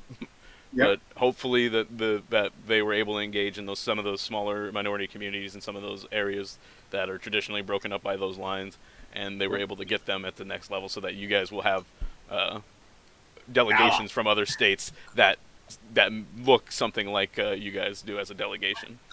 I mean, but that's one of the things I think we have to focus on, regardless of what Senator Sanders does. I think there's a problem that we have as liberals with some of the, you know, younger, more privileged crowd coming in that doesn't realize their privilege just yet. But I think what we really should focus on is this sense of unity that we have as a group. We're this amazing coalition of people that have put things to the side, and so I have a friend who's a libertarian, right? You would think we would absolutely hate each other, total opposite sides of the spectrum, but we found that we agreed on almost everything. We just didn't agree on how to get there. Social issues, total agreement. Economic, we have different ways we want to see things done. But that's kind of what Senator Sanders has done. He's opened those lines of communications. He's brought in Republicans. He's brought in independents. He's brought in Democrats. He's brought in socialists, Marxists, communists, and shown everybody that, hey, we have this common ground. We have an amazing and very powerful voice. So I think that's what it means. If Bernie leaves, I think it means we still have this amazing cohort, this large number of Americans who truly want to see this country move forward, not this incremental trickle-down type bullcrap that we've been fed forever, but real, lasting, and valuable change. And I think that we found that working together is the only way we're going to be able to get that change moving forward. So I think really, no matter what he does, he's fundamentally changed the way we view ourselves as liberals, as American voters in general. He's made an indelible mark on this race, on this party, on this movement. And I think it continues forward with or without him, because it is not about, as he says in his own campaign, he says, it's not me, us. And that single phrase does more to encapsulate Bernie Sanders and his politics than any active concession ever would. I think you nailed it 100%. And on that note of it's not me, it's us, I'd like to bring Brandon back on from earlier in the show. If you missed it, Brandon is also known as a BS Opinion. He's been a frequent visitor in chat, and he looked like he had a lot of different things to say on. So we're covering anything that came up during the show or just recently with the DARE, so feel free. Get in here. I want to have a conversation. Make sure you unmute yourself. I have got to push back against what you just said. Okay. I can't. The biggest problem with the two-party system itself is that it denies the plurality of liberal ideology. You can't have a vague conglomeration of, oh, these people are liberal and these people are conservative, because the liberal ideology, it ranges from anarchist to socialist to communist. There are so many different types of liberalism, and that is the problem we're seeing right now, is that our system has become an oppositional one. The only thing that unifies Democrats is their hatred of Republicans, and the only thing that unifies Republicans is their hatred of liberals, or what people assume to be liberals. And I would argue that a large part of what unifies Sanders' followers is understanding that the establishment is only in favor of that. And so it's less about socialism. I'm also a socialist, but a big unifying factor for Sanders supporters is the anti-establishment. They're like the notion that this game is rigged. I would disagree. I have to heartily disagree that one of the biggest unifying characteristics is this idea that the system itself is rigged. Now, mind you, I absolutely agree with you on the two-party system. That's horrible. But what I'm saying is here, Sanders, the independent socialist from tiny, tiny Vermont way up, which is essentially Canada, that's really what Vermont is at this point, is essentially part of Canada, has brought together such an amazingly diverse group of people to bring them into this kind of political fold. Now, personally, I would love that if he drops out, I would love all of us to take that little step just a bit further to the left and vote for Joe Stein in 2016. I think this is the year, especially with what Sanders has done, that a third-party challenger has a real shot at the White House for the first time in a very long time. I think that if Bernie was to run as an independent, he could win enough of the vote to make it in and to make it challenging. There's a lot of scare tactics that have been going on, and there's a lot of this ideology that, well, you have to pick one or the other. You see it with MSNBC, you see it with CNN, you see it even with some of the more smaller sites like Raw Story, which is where I get a lot of my news from. You see it especially with Fox News, this whole idea that if you have a third-party challenger who steals just enough of the vote, we're going to leave this in the hands of the overwhelmingly conservative House. But let's look at the House. You've got Tea Partiers, you've got establishment, you've got Christian ideologists, you've got all these different groups of conservatives rallying around one cry. So, I mean, absolutely, do I think it's ridiculous? Yes, but do I think it's possible that we find these common threads in our ideas of what liberalism is, and we work together? I think that is what Sanders has really been about. That's what he's done better than Obama did in 2012 and 2008, than what Bill Clinton did, much better than what Gore did. You know, I think he's made a lasting mark on who we are as liberals. And I think that if he was to make an independent challenge, a lot of us would vote for him, and that might help to change the status quo. And I think those of us that absolutely refuse to vote for Hillary should vote for Joe Stein if he drops out and chooses not to run for president as an independent. She fits the mold. She's the same kind of candidate, and she has a real shot at winning if Bernie decides not to run. We just have to stick together. There's this saying that getting liberals together is like herding cats. We're not very good at coming together. But I think this year we kind of proved that wrong. Well, I would respond to that by saying what I think Sanders did better than anything else was destabilize this narrative of liberal unity. Destabilize the idea that as liberals we are all in favor of the exact same thing, and we have to be in favor of the exact same thing. That there's a plurality of black liberals, white liberals, rich liberals, poor liberals, and what he has done is challenge the mainstream MSNBC Clinton version of liberalism. That is, well, you know, pander, pander, pander, pander, pander. And like that's the value here, to understand, to challenge the idea that these people, the Clintons, the Rachel Maddows, the Lawrence O'Donnells, the Joe Scarboroughs, are capable of defining liberalism for everybody.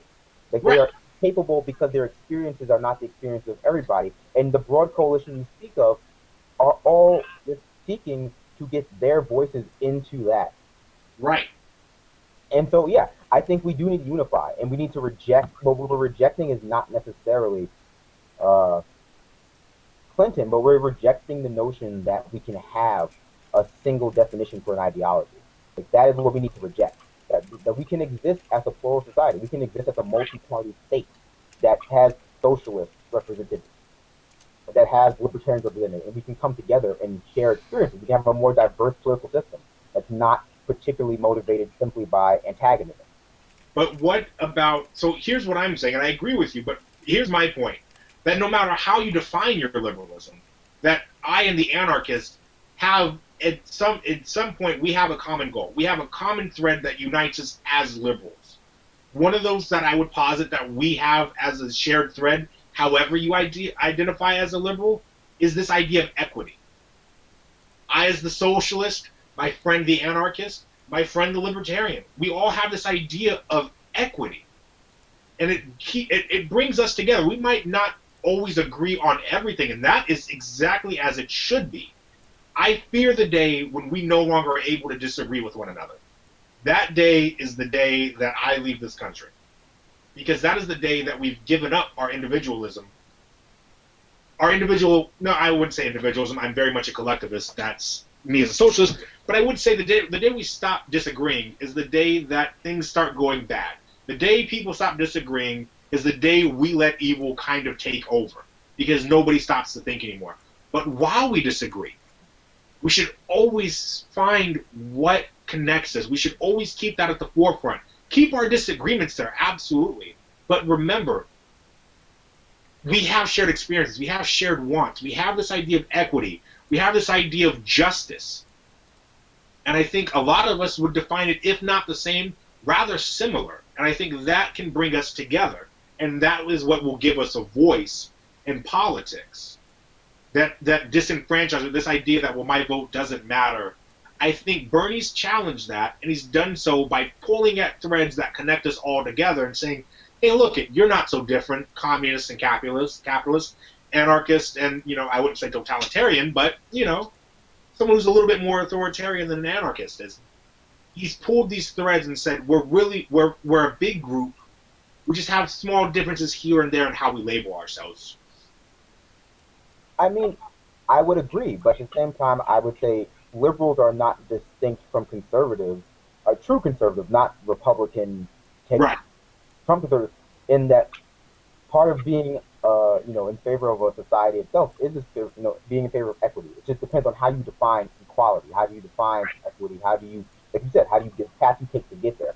What is a legitimate path towards equality within society?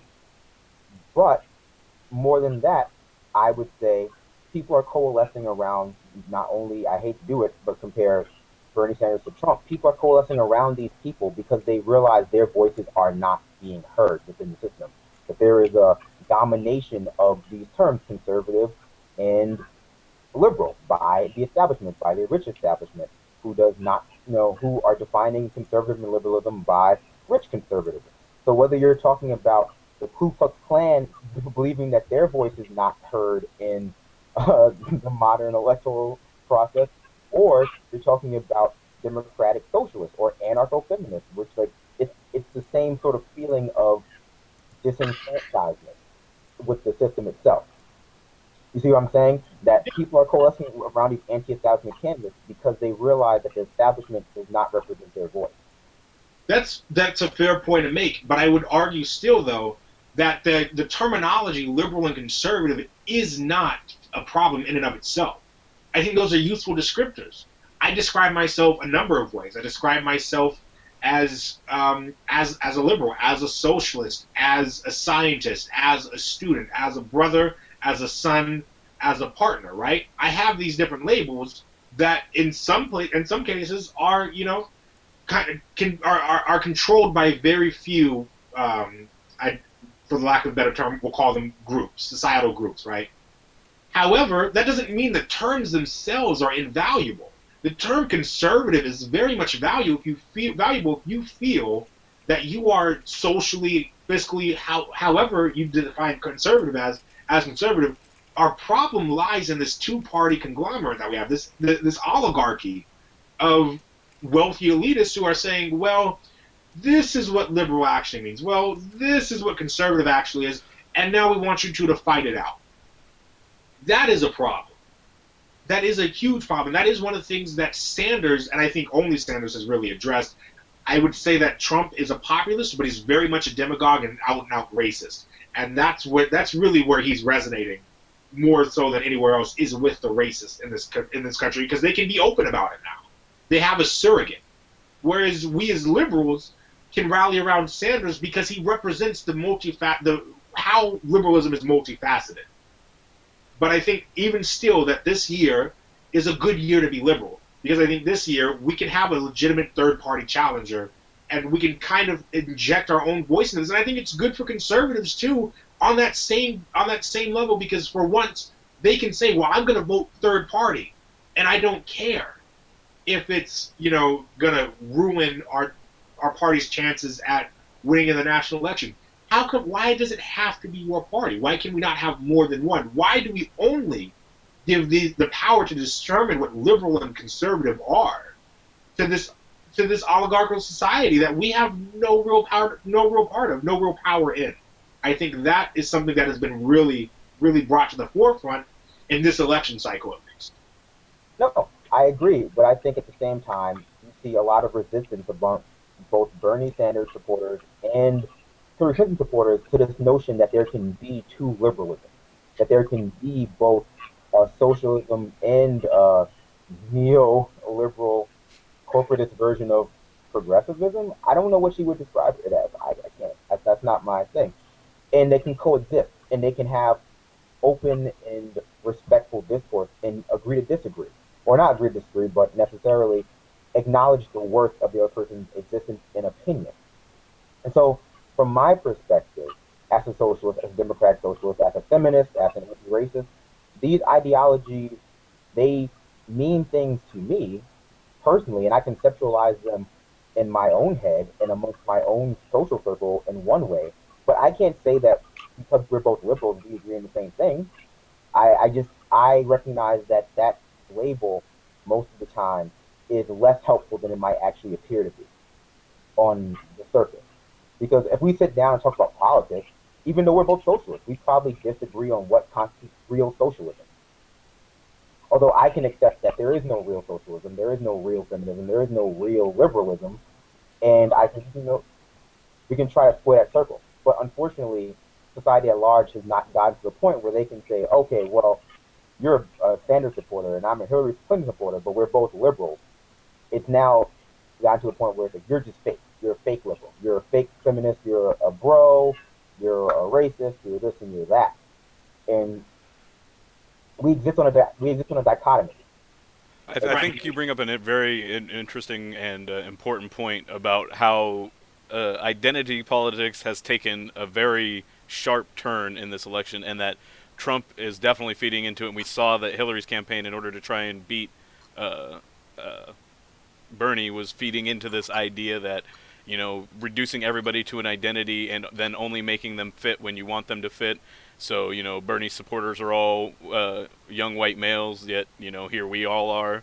And, and I mean, I know at our caucus, one of the things, and at the conventions, it allowed us to see a wide variety of Bernie supporters.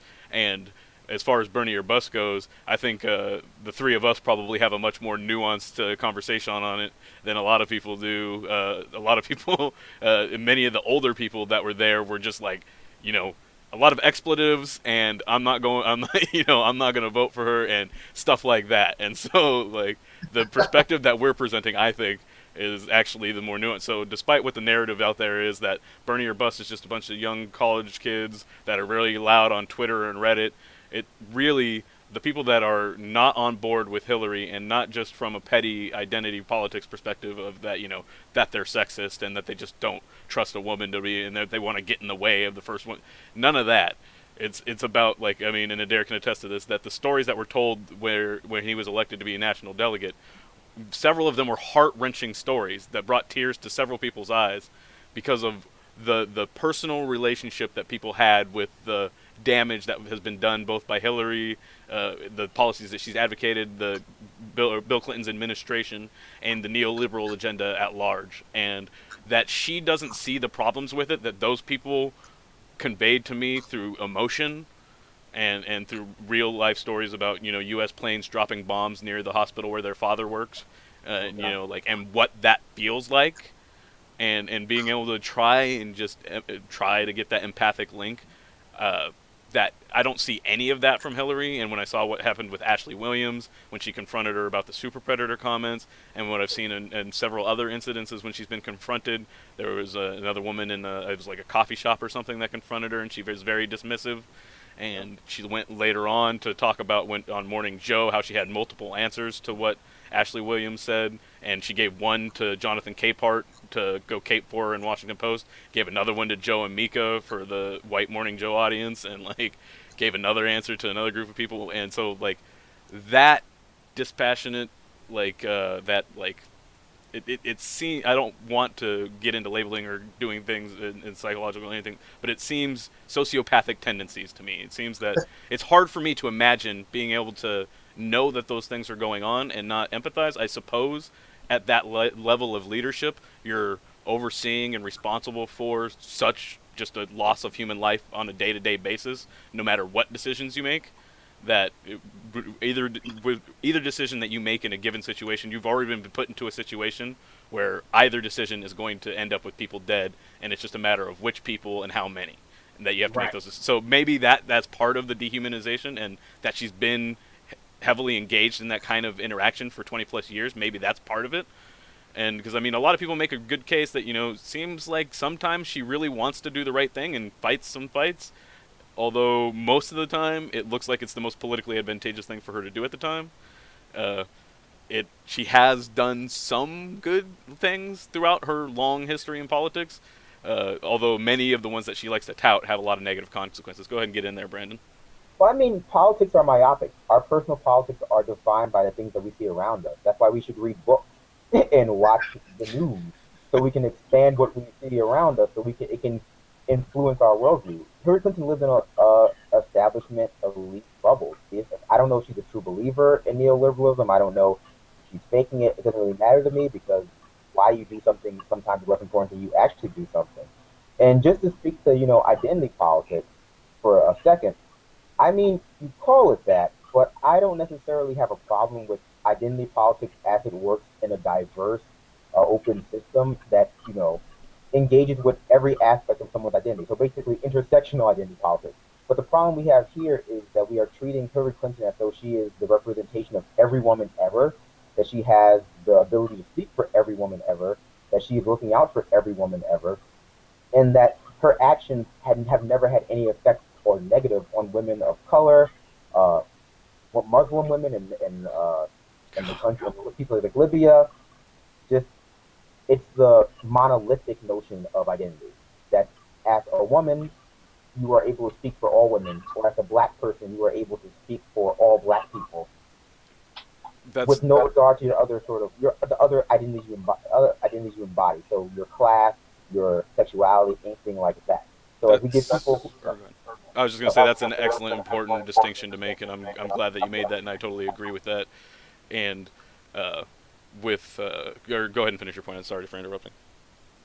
So basically we give people carte blanche if they embody any kind of identity that is not white Christian male, to say things that are not racially sensitive, that are not gender sensitive, whatever you want to call it, and not we say non-PC things, I guess.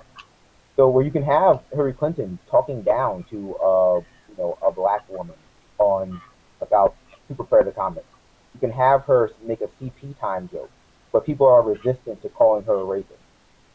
That sort of word never gets thrown around when it comes to engaging with Hillary Clinton's past.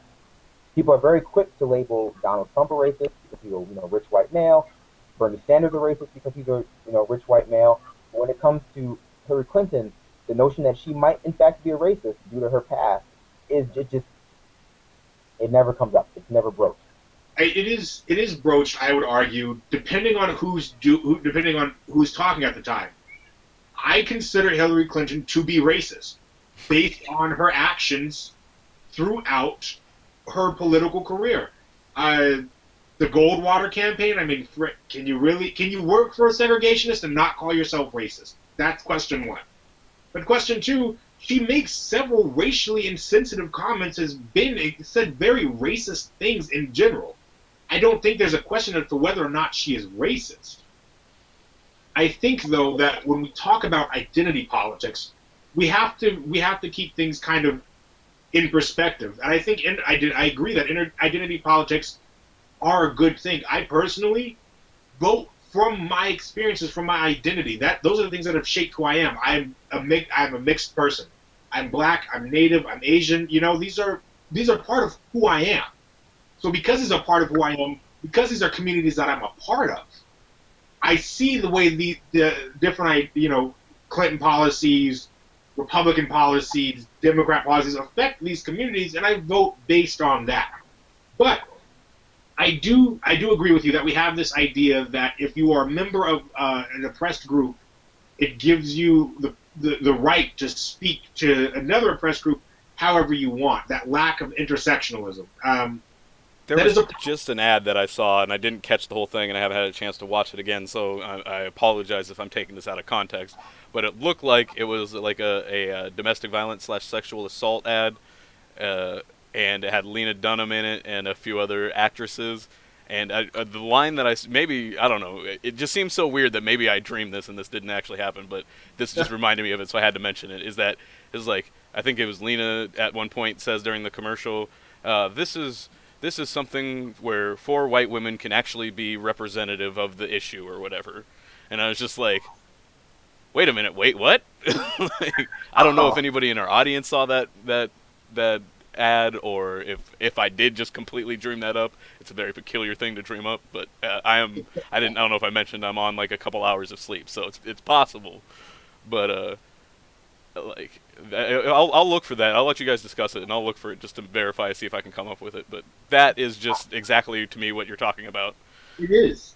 That's it exactly. That hits the nail on the head, where we erase experiences of people of color, of gender non-conforming people, of trans people, of disabled people, of these different groups in favor of the dominant, so in this case, white women in particular. They're an oppressed group, absolutely, due to the patriarchy, but they are not representative of oppressed groups as a whole, but we tend to put those that look more like society's norm, right, as the face of the oppression that's going on. So here's a good example from my personal life.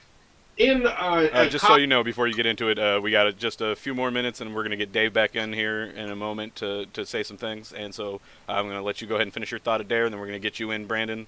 And then we'll go to that'll also be, so tie your closing thoughts in with these comments, and then go ahead and get in there, Adair, and be quick for Brandon's sake, please.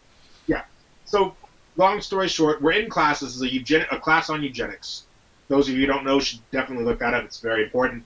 We were talking about the experience of power of disenfranchised groups with authorities or those in power in a society. Speaking as a black person, in my experiences with police being stopped, God, it's almost a daily thing because I matched the description. One person in class said, and a white woman in class in particular said, it's not just you people who get stopped. There's this idea that because, you're a member of an oppressed group, you suddenly are a part of every oppressed group, and you have the wherewithal to say whatever you want to them, which I think is something that we've really got to work on, is intersectionality. And I think that ties in, the idea of intersectionality at least, ties into a lot of what we've been talking about, what I'm doing as a delegate, what's going on down in California, identity politics. Everything I feel really comes back to this idea that we have to find the common ground in all of us, so that way we can better work towards a more representative society. Yeah, I think that's a great point, and we'll come back to you, Adair, to make sure. We'll get back to you. But go ahead, Brandon, get in here real quick. I'm gonna pretend like that commercial actually exists because I'm hoping you're making it up. But that just speaks to, like, Adair. So let me put it, the idea that we have to be wary of things that seem more progressive than they actually are.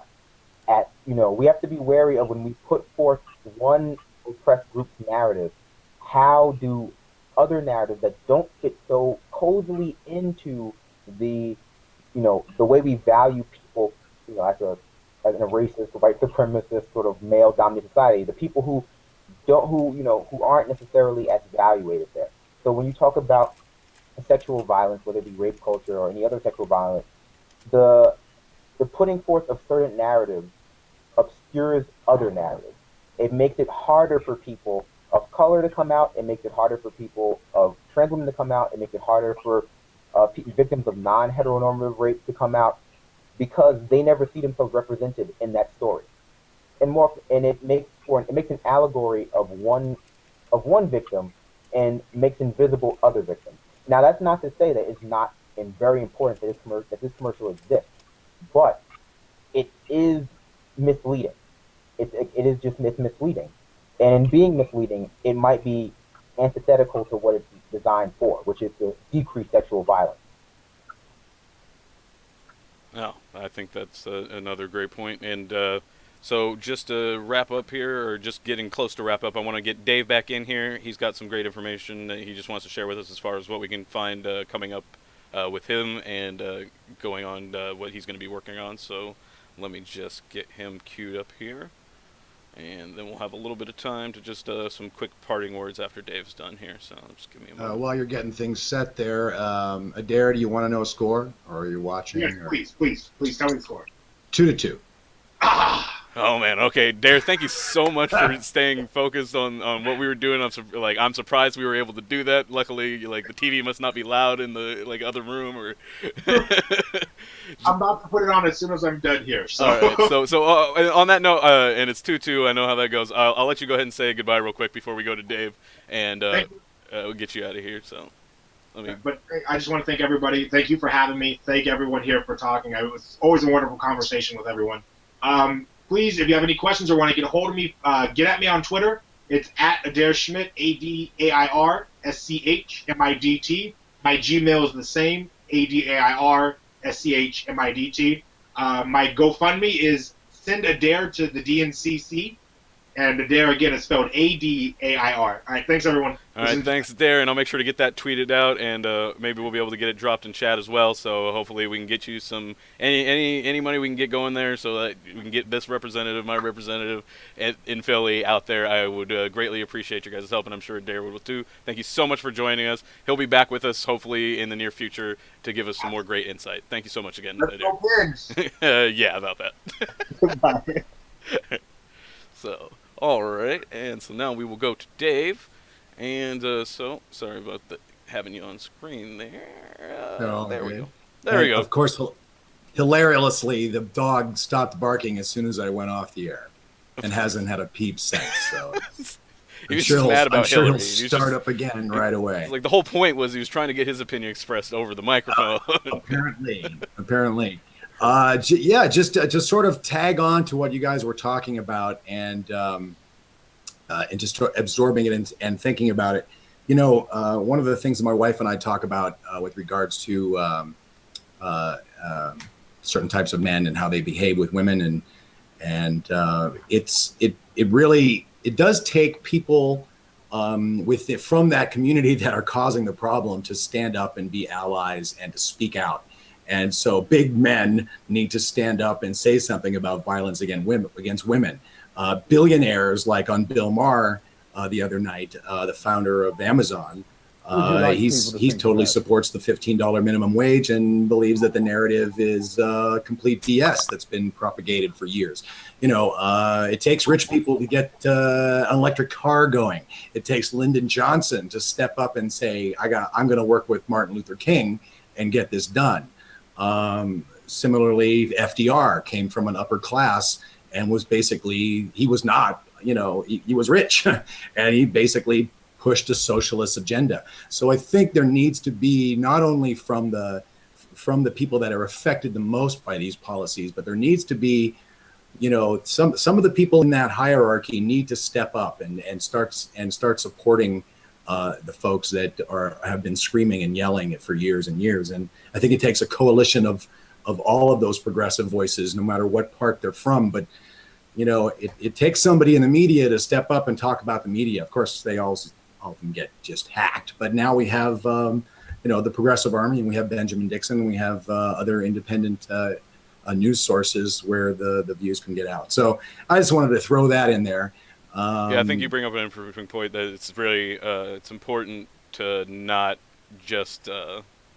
I lost it. I'm sorry. I'm trying to crush for time here. So go ahead and get your plugs in so we can get out to our moment of sanity. Well, yeah, absolutely. Well, in about an hour, I'm probably going to be interviewing Lauren Steiner. She's on a conference call with poll workers in California, and we're going to get to the bottom of some of these 2 million votes that are being counted right now. So stay tuned for that. After Benjamin Dixon, I'll probably go on the air a little bit later if I can rein her in.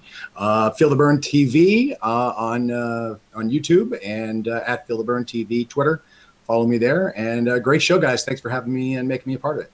Thank you so much for joining us. And I just want to thank everybody, all of our guests today, with Adair, Brandon, Dave. And thank you for the package you put together. Thank you, Brandon, for all the work you did getting that information on the Electoral College for us. And Adair, thank you for going to represent me. And thank you, Ben, for putting us on this platform. We can't thank you enough. Make sure to stay tuned. The link will be in chat. We lost a legend since between the last show and now. Muhammad Ali passed away, and there's been a lot of talk about a lot of things. And I think he has an amazing life, so if you're not really familiar with what he did beyond boxing, go check it out. And he had some words about how he wanted to be remembered, and I thought that would make a good closing for our moment of sanity today. So again, thank you all for joining us. Stay tuned for Ben. He'll be on in just a moment. And thanks again. You do this great, Project Sanity. And we are out momentarily. As soon as I figure this out. Oh, goodness. Got to put it in the right browser. That was so smooth, too. Well, better luck next time. So here we go. I got it. Just gets better and better. Here we go. And we will go out with that. Thank you again, everyone, for joining us. Have a great night.